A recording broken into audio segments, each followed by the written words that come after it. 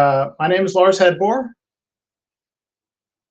Good afternoon, everybody. My name is Lars Hedbor, and I'm a novelist of the American Revolution, and I'm here to talk about taking an inclusive view on the American Revolution. So let me start by introducing myself briefly. I've got 12 novels in print, which makes me one of the most prolific novelists of the American Revolution around. I've appeared on television a couple of times. I was in an Emmy-nominated program for the Discovery Networks, and I've been a Historical Novel Society conference panelist. So I've been doing this for a while, and I have a little bit of experience with it. So why do I think it's important to tell inclusive stories in this historical fiction about the American Revolution? First of all, classroom histories are necessarily inadequate. They can only really touch on the surface of the events of the American Revolution. And one of the places, unfortunately, where those histories are particularly inadequate is in reflecting the diversity of the people who actually took part in the revolution. People of many different backgrounds took part and played a role of one sort or another. And the place where I think this is really most critical to understand and to correct this is in understanding that we all have ownership of the American Revolution.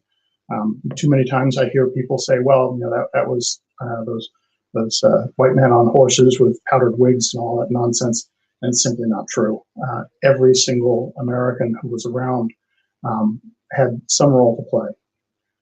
And more importantly than that, there are a lot of really fascinating stories that aren't included in our classroom histories and that haven't been dealt with yet in historical fiction. So that means that I have a real opportunity to correct the historical wrongs that have been done and also tell some really good stories, which at the end of the day, that's what the job of an historical novelist is all about, is telling good stories. So just at a very high level, these numbers are extremely approximate. It's really, really hard to come up with good numbers. But in 1775, as the revolution was beginning, there were about 3.5 million people living in the area that is now the United States of America. The lower 48. About 500,000 were Black Americans. About 40,000 of those were free, and of course the rest were enslaved. One of the places where getting good numbers is the very hardest is when we're trying to figure out how many Native Americans there were. Before European contact, there were probably somewhere between 5 and 10 million Native Americans living in the continental US. Because Europeans had some, frankly, slovenly habits when it came to how they kept their livestock that Native Americans didn't share. Native Americans didn't have immunity to a lot of the diseases that Europeans had lived with for millennia. And so on that contact, they suffered what can only be described as an apocalyptic pandemic, series of pandemics that reduced their population from that 5 to 10 million to well under 1 million, possibly as low as 300,000 or 250,000. The Spanish population, the Spanish derived population, was probably less than 20,000, but they had a very crucial role to play in the American Revolution. And I think it's really important for modern day Latinx folks to understand that their heritage is part of the American Revolution heritage. So let's talk a little bit about Black Americans in the Revolution. They fought on both sides, and this is something that I think there's some awareness of this in classroom histories, but it's not as complex or nuanced as the truth of it was. At the beginning of the Revolution, the British basically, in many cases, offered to free slaves who would abandon their masters and come to fight for the British side. That's not to say that the British were being noble in this. They regarded enslaved Americans as being a resource that they could draw on. And when they did get slaves to join their forces, they very rarely treated them as fighting men. Instead, they just treated them as labor. And that's an unfortunate and tragic truth about the revolution and about the British involvement in the idea that they offered to free slaves is not the complete story. Many enslaved blacks here in the United States fought as slaves, either serving their American masters or having run and joined the British. Some who were already freed, though, fought. And it was one of those stories that inspired my book, The Freedman. I read a news article about the former mayor of Greenville, North Carolina, who was doing some genealogical research and discovered that one of his ancestors had fought in the Revolution as a former slave. And I heard that story, and I said, that's one of those stories that I've got to tell. And I may not be the perfect person to tell that story, and I am eager to find other stories that people are interested in telling and boost those. But in the meantime, I think it's better that somebody tell that story than nobody. So The Freedman follows a man who has been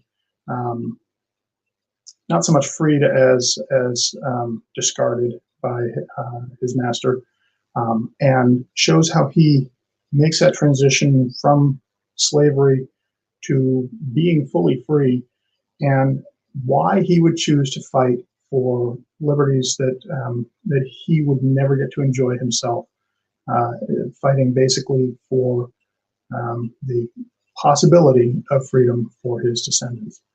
And that I thought was a very compelling story and one very much worth telling. The next perspective that I think is very important to understand is how Native Americans were treated in the Revolution and what role they played. They had historical alliances with the British in many cases. Obviously, many of them also had historical conflicts with the British. When the revolution started, in particular, the Haudenosaunee, what we also call the Iroquois Confederation, consisted of 6 tribes. They had, again, these historical alliances with the British. They opted, each of those tribes had to struggle with the question of which side to back. The majority of them stayed with the British alliances that they had, but 2 tribes, the Squirrade, the Tuscarora, and I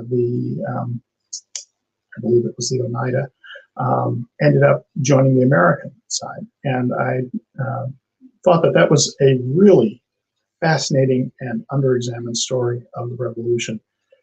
So it was from discovering that piece of information that I decided to write The Smoke. And The Smoke has been very, very well reviewed by people who are interested in how the Native Americans of the Eastern Woodlands lived. I was able to tell the story, not only showing the struggles that the tribe underwent in deciding how to react to this war that wasn't theirs, whether they stayed out of it or whether they chose to involve themselves on one side or the other. I was able to tell that story from a perspective that let us see how the Haudenosaunee and how the Squirrade actually lived without necessarily having a lot of reference to how that related to their interactions with the European settlers. And so that was a fascinating book to write, and as I said, it's been received very, very well. So finally, the Spanish involvement in the revolution, to my mind, is probably the greatest untold story of the revolution. The Spanish really saved the American Revolution, and they've been largely forgotten in our classroom histories. We hear about the Germans on the British side, we hear about the French, of course, on our side, and the fact of the matter is that the Spanish had a huge role to play. They were friendly with the Americans. They did not, even when they entered the war, they didn't enter the war allied with the United States. They instead allied with France against England. And they had a governor general in New Orleans, Bernardo de Galvez, who had been supportive of the American cause, but wasn't able to sort of come right out and openly help until Spain actually declared war on England. And the story of his actions after that happened, again, I think it's one of the great sagas of the American Revolution, and I've tried to tell that story as well as I could in my book, The Wind. The Wind tells the story of how once the war was declared, Galvez put together a force to sail up the Mississippi and take Mississippi from the English, so that they wouldn't be able to attack from the east, from the west, and basically come in behind the American forces along the coastline. The day before he was going to sail up the Mississippi, a hurricane came up and wiped out his fleet. Galvez did not let that even slow him down. He brought his men overland instead of up the river, took the British forts, and then proceeded to go through two more locations where the British had strongholds. And as he gathered his forces to attack each of those locations, each time another storm came up, and it was just a series of events that seems incredible until you actually look at the history of it, and these things historically happened. So being able to tell that story and show how the Canarios, the people who were brought from the Canary Islands, and the Cubans had a role in ensuring American victory in the American Revolution, I thought it made for a heck of a good story, and it's also an important aspect of understanding, again, how all of us who make up this country today we all have ownership of that era and of that legacy. Okay. So I've blasted through my prepared material very quickly, so I hope there are questions that I can answer. If not, I'm perfectly happy to talk about my other books. Do we have any questions?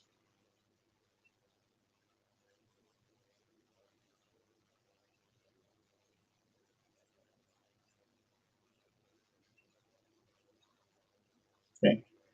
Okay, I'm not seeing any questions, so let me talk a little bit about some of my other books and how I explore other perspectives in those books.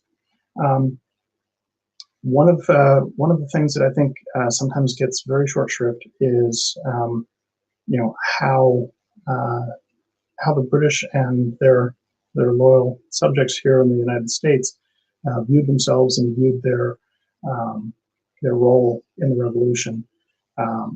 Obviously, in our classrooms, we hear about the British and their loyalist allies, and all we hear is that they were bad people and we defeated them. And of course, the truth is much more complex than that.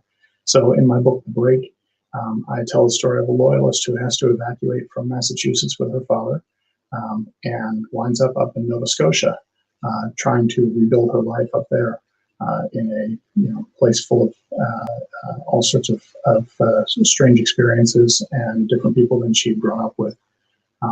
And I think that's a story that succeeds very well at showing that the American side was perfectly capable of doing very bad things and being bad people, and the British side was quite certain about the rightness of their cause. So I saw a question pop up asking if I had seen the new Anne of Green Gables.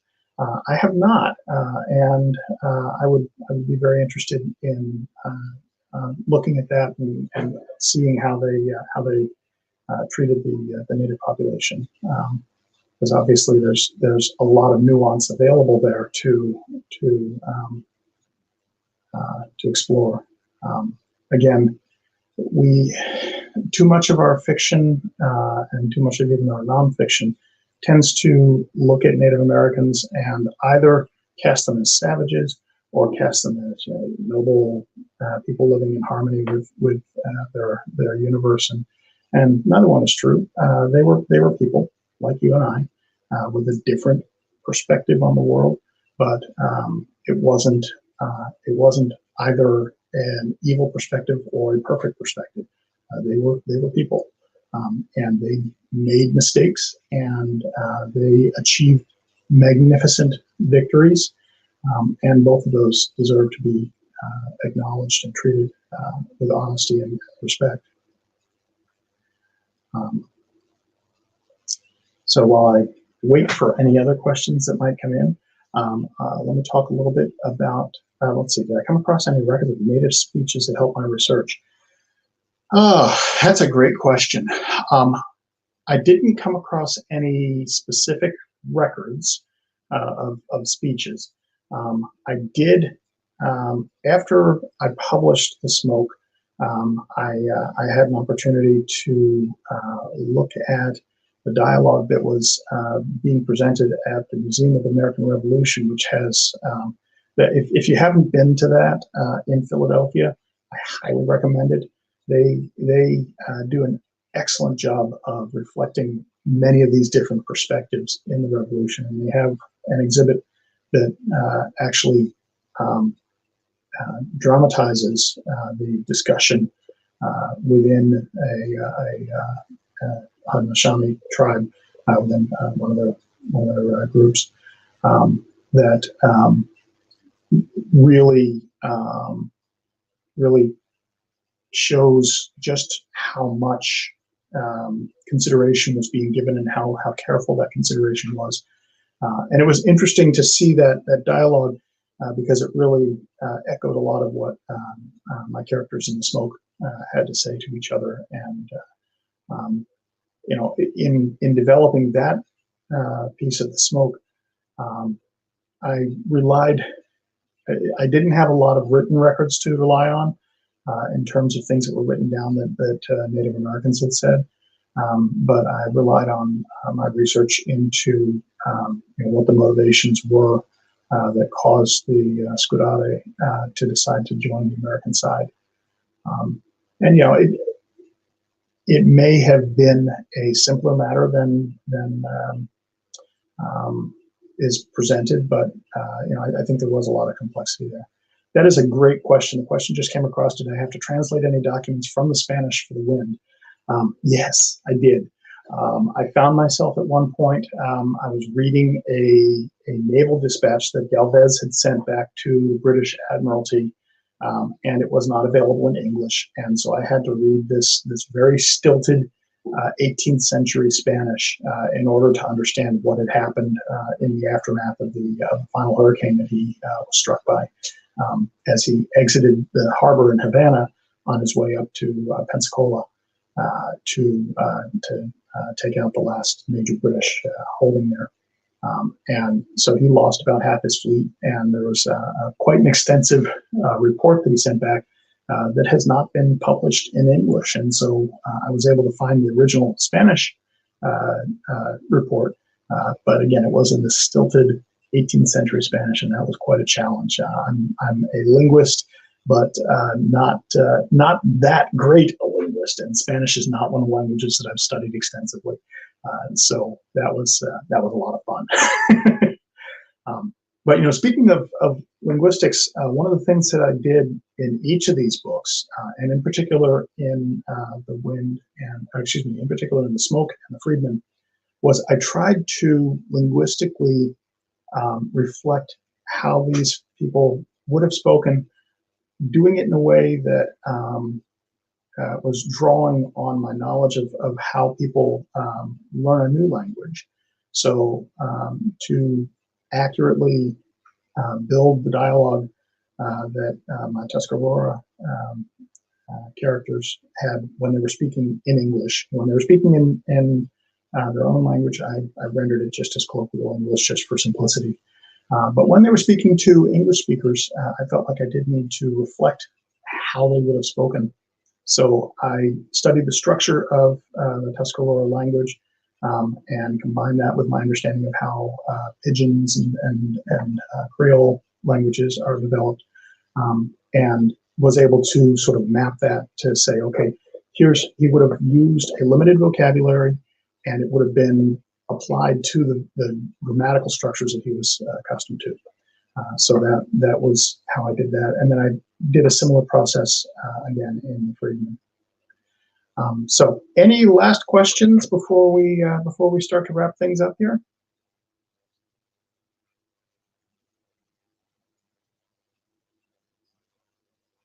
Okay. Well, I'd certainly encourage you to have a look at my whole series of books. They again examine the revolution. Each of them is set in a different colony or future state, and looking at the revolution as it was experienced by ordinary people. And that includes perspectives that are very often left out of our understanding of the American Revolution. Like I said, I've got 12 of them in print now. I've got 2 more drafted, and many more to come. Obviously, I'm including places like Florida, which was a loyal colony, and I'm including places like Nova Scotia, which was loyal. There are lots of great stories to tell. Okay. Well, I want to thank the organizers of Yola Book of Flood PDX 2020 for inviting me to speak to you all, and I really appreciate the opportunity to share my approach to the American Revolution with everybody here. Thank you all very much.